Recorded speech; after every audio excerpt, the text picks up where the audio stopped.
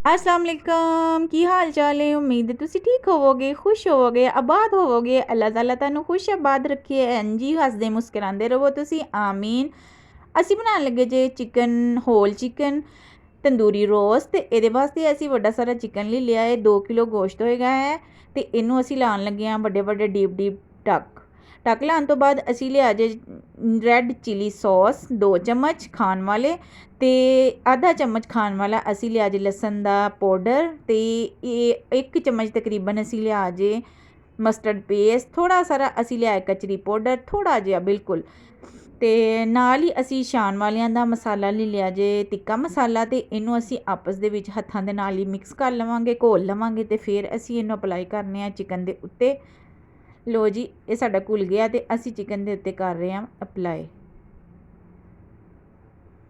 इनू चंगे तरीके दे नाल असी सारे कटां दे विच भी हत्थ दे नाल अच्छे तरीके नाल ला लेना ताकि साडा सारा गोश्त जेह्ड़ा है ओह् मज़ेदार बन जाए।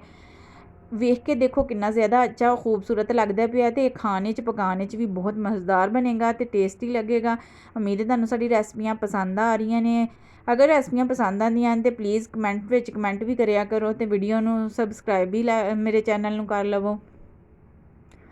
हुण असी एहदियां लत्तां बन लैने आ। इस वास्ते नहीं बनदे पे कि ये भज ना जाए, बल्कि इस वास्ते बनने पे कि ये टुटे ना, बल्कि कवर हो के ते साडा होइए। असी सीख ते ला के ते हुणे पका लांगे, मैरीनेट करके ही स्टे कोई नहीं दिता।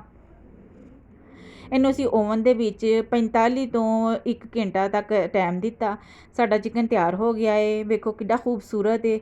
अपना ख्याल रखो, अपने बच्चों का ख्याल रखो, दुआवां च याद रखो ते चिकन बना के खाओ। शुक्रिया, अल्लाह हाफिज़।